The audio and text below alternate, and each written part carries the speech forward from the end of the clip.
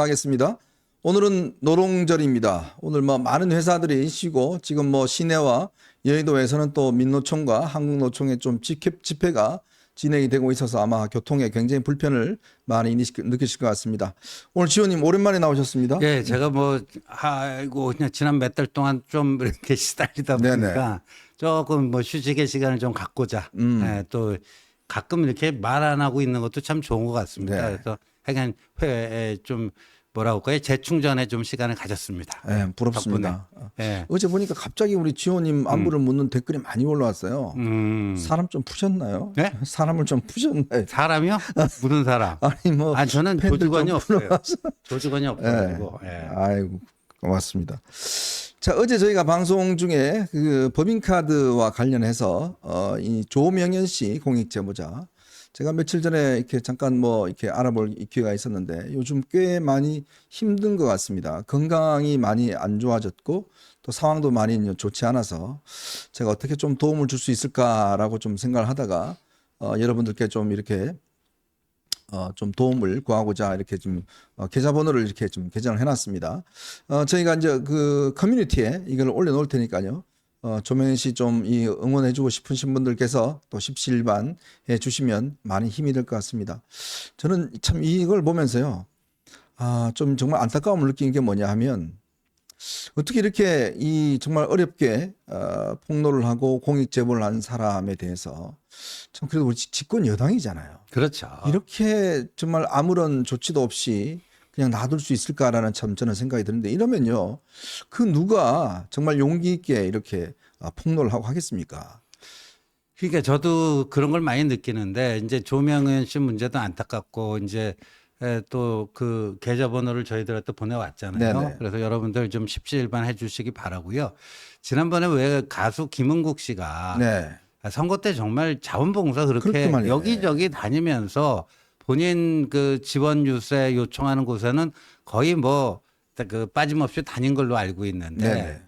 참 그 선거 끝나고 나니까 고맙다는 전화 한 통화 안 하더라. 네. 제가 그 기사를 보고 제가 좀 친분이 있어서 바로 전화를 했어요. 예. 바로 전화를 했더니 저한테 이제 하소연을 하더라고요. 예, 저는 뭐 저보다 나이가 많아서 개인적으로 형님 하는데 참 내가 뭐 돈을 바랬냐 무슨 자리를 바랬냐. 네. 그러나 그 따뜻한 격려 위로 또 언제 소주 한잔 하자. 빈말이라도 좀 그런 게 있어야 되는데 어떻게 하나도 없는지 정말 참 이해할 수가 없다 그렇게 얘기하더라고요. 저는요, 이 대한민국 보수가 정말 살기 위해서는 따스함을 회복해야 된다라는 생각을 많이 하고 있습니다. 이 사람들이 느끼는 게 보수들은 좀 차갑고 자기밖에 모른다 이런 이미지가 있거든요. 바로 이런 데서 좀 나타나는 것 같습니다. 조명현 씨나 우리 김은국 씨 같은 경우에 참 그래도 그동안 얼마나 많은 노력과 또 도움을 줬습니까? 자, 그거에 대해서 그냥 끝나고 나면 그냥 뭐 아무도 거들떠 보지 않는 이렇게 되면 다음 기회에 과연 이런 분들이 도울까 생각이 들어요. 또 도울 분들이 나올까라는 생각이 듭니다. 그러니까 서로에게 좀 격려하고 해야 되는데 제가 왜 홍준표 시장에게 좀 분노하는가 하면 바로 그 지점입니다. 그렇게 그냥 모질게 비판하고 하는 것 자체가 보면 아마 일반 분들이 보시기에 야, 저쪽 사람들은 왜 저러지? 그렇게 고생했으면 따뜻한 말 한마디 못하나?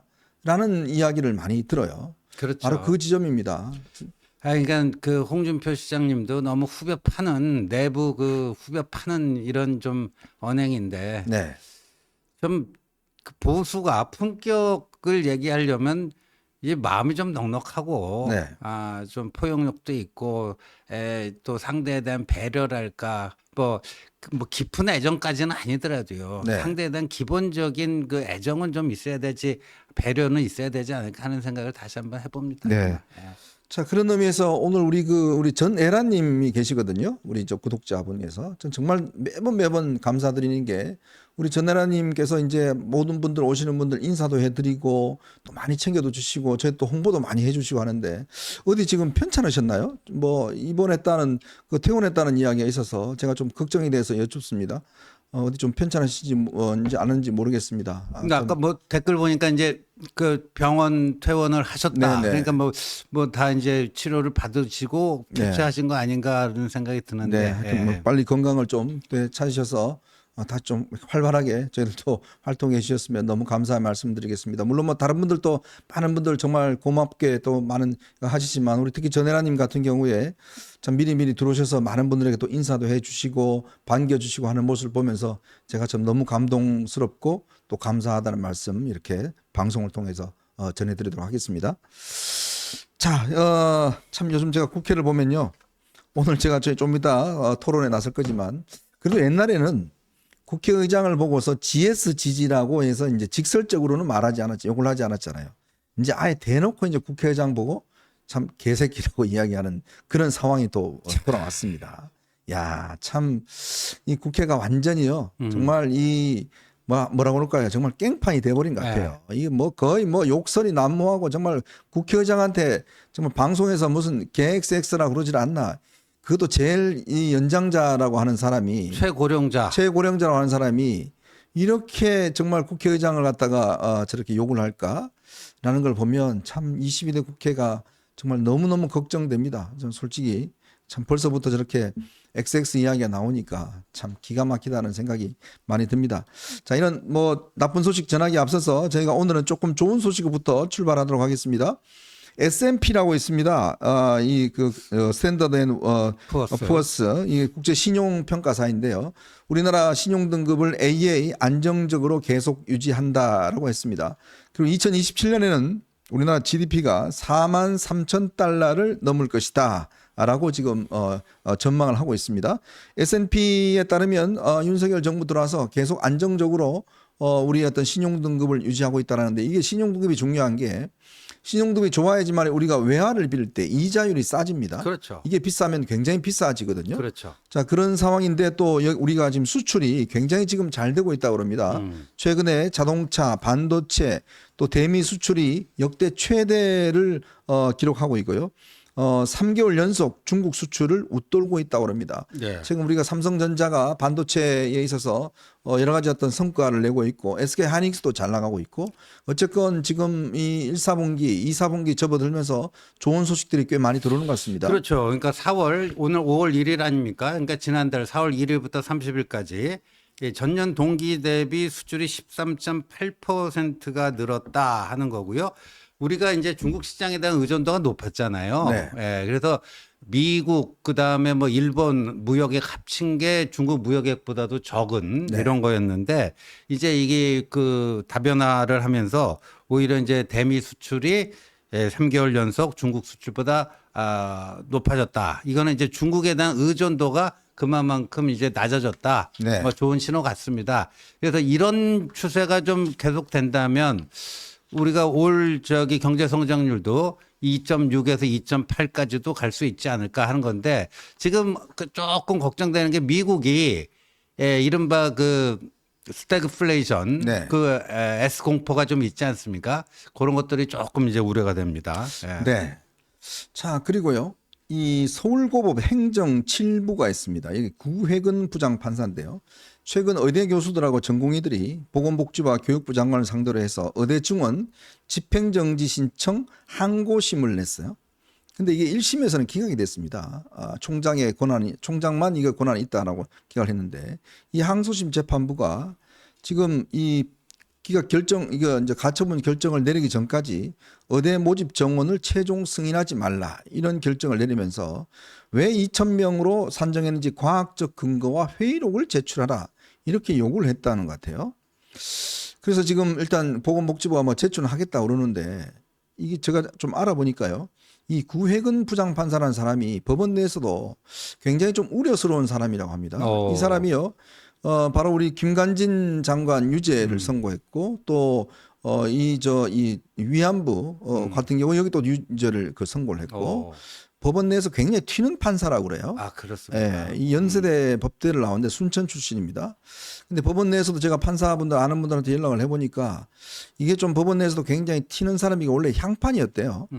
지방 판사인데 올라와서 이걸 하는데 만약 이게 가처분이 인용이 되어버리면 지금 일단 의대 증원 문제 이게 지금 상당히 좀 차질을 빚을 가능성이 있다는 겁니다. 그렇게 되죠. 네. 근데 그 문제가 뭐냐면 아니 정책적 판단을 왜 사법부가 결정을 해요? 글쎄요. 저는 그걸 참 이해를 하지 못하겠어요. 이건 행정작용이니까 그게 이제 그런 행정작용이 뭐 예를 들어서 현행 법과 법률을 뭐 위반했다. 이럴 경우에는 이제 법원이 개입할 수 있지만 좀 굉장히 좀 이례적입니다. 그런데 네. 뭐 보건복지부로서는 2,000명 증언의 근거는 얼마든지 제출할 수 있다 하는 건데, 근데 암만 뭐 그 상세한 자료를 제출한다 할지라도 그 뭐 또 삐딱하게 보면 지금 네. 제가 그 얘기 들으니까 구 뭐 판사란 분이 네. 그렇게 튀는 판사고 원래부터 그냥 뭐라고 할까 시각이 좀 약간의 좀 삐뚤어진 편향된 시각이라면 암만 제대로 된 자료를 제출한다 할지라도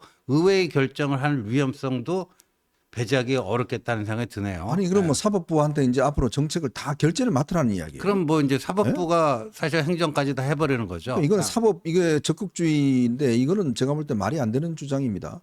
아니 정책 결정 예를 들어서 그 절차와 과정을 제대로 지켰느냐 이거는 뭐 살펴볼 수 있어요. 근데 정책 자체를 놓고서 이 시시비비를 따진다는 거 이거는 말이 안 됩니다. 더군다나 무슨 이 사람이 예를 든 게 뭐냐면 뭐 총장이 10만 명 증언해도 그건 받아들여야 되나 하는데 그런 논리 비약이 어디 있습니까? 세상에 어떤 총장이 의대 증언을 10만 명을 늘려요. 그런 말도 안 되는 논리를 갖다 대면서 이거를 지금 가처분을 뭐 자료를 내라고 그랬는데 참 요즘요 정말 이 판사가 나라를 망치는 경우가 지금 정말 너무 많은 것 같습니다. 최근에 뭐 이 문제됐던 여러 판결들 보면 이 정말 좀 이 뭐라고 그럴까요? 독불장군 판사들이 이 법원의 어떤 이제 법원의 범위를 넘어가서 이걸 결정하는 이런 사태가 있다 보니까 지금 정책도 상당히 흔들리고 보십시오. 정치권도 조국 결국 법정 구속 안 하는 바람에 저렇게 많이 흔들린 거 아니겠습니까? 그렇죠. 그러니까 조국 1심까지 3년 2개월 걸렸고 또 1심에서 2심까지 1년이 걸렸어요. 그런데 또 항소심에서도 징역 2년 실형이 나왔는데 법정 구속을 안 시켰다. 만약에 이거 제대로만 좀 그 신속하게 재판을 했다면은 이번 총선 결과도 엄청나게 달라졌겠죠. 네네. 일단 유창훈의 판단이 좀 그 제대로가 됐다면 네. 또 달라졌을 거고. 그러니까 참 뭐 어떻게 설명을 해야 될지 모르겠어요. 이게 그 사법 판사 한 판사의 그런 주관적 결정이 한국 전체의 정치판을 들었다 놨다 할 수도 있구나 네. 하는 거를 다시 한번 참 더군다나 지금 이재명 대표 지금 선거법 재판 거의 이루어지고 있지 않다 그럽니다. 강규태 퇴임 이후에 이런저런 이유를 들어서 거의 재판 자체가 이루어지지 않고 아직 8명의 증인이 남아 있대요. 전 정말 이게 지금 벌써 20 몇 개월째잖아요. 그렇죠. 이게 지금 해도 너무한 거 아닙니까? 지금? 해도 넘어가고. 예? 그런데 그 저기 항소심에서 또 저기 그 대법원 확정까지 말이죠. 네. 지금 최강욱이 배치 떨어졌잖아요. 예. 근데 뭐그 3년 6개월 걸렸나요? 예, 3년 6개월 걸려갖고 뭐 마지막 국회의원 임기 4년 중에 마지막 4개월 정도 못한 건데 맞습니다.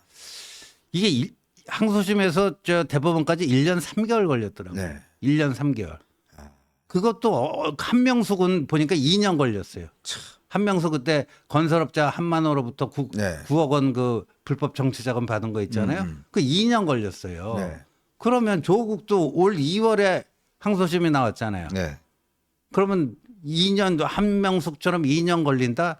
야, 말도 안 되는 소리죠. 윤미향 보십시오. 지금 결국은 저 임기 다 지키지 않습니까? 이런 지금 재판부가 이게 있을 수 있는 건가요? 정말 이 사법이요. 나라를 망친다는 게 저는 좀 현실적으로 느낌이 많이 듭니다. 정말 참 개탄스럽지 않을 수가 없습니다. 사법부도 이런데 참 오늘은요. 우선 여러분들과 함께 박지원이 말입니다. 김진표 국회의장을 상대로 해서 참 제 입으로 말하기가 그렇습니다. 개 XX다. 이렇게 이야기를 했습니다. 내가 국회의장을 했어야 됐다. 이렇게 또 이야기를 했네요. 이야, 참 해도 너무하다는 생각이 드는데 이제는 아예 노골적으로 그냥 개 XX라고 그러는구나 라는 참 느낌입니다. 요 이야기하고 정말 이 전 MBC 기자 이 장인수가요. 한겨레 신문 뿐만 아니라 뉴스타파 등등이 이번에는 이원석 그 검찰총장을 잡기 위해서 가짜 자료를 가지고 지금 뭐 폭로하겠다고 했다가 선제적으로 지금 자료를 제출하는 바람에 깨갱했습니다. 그러나 이거 깨갱한다고 봐줄 문제가 아닌 것 같습니다. 이 문제 한번 짚어보고요. 지금 국민의힘 원내대표 선거 결국 연기가 됐습니다. 3월 9일 연기가 됐는데 지금 내부적으로 꽤 놀라 있는 것 같은데요. 이철규 지금 의원이 아마 불출마 쪽으로 가는 거 아닌가라는 전망들이 있습니다. 그 이야기도 한번 여러분들과 나눠보도록 하겠습니다.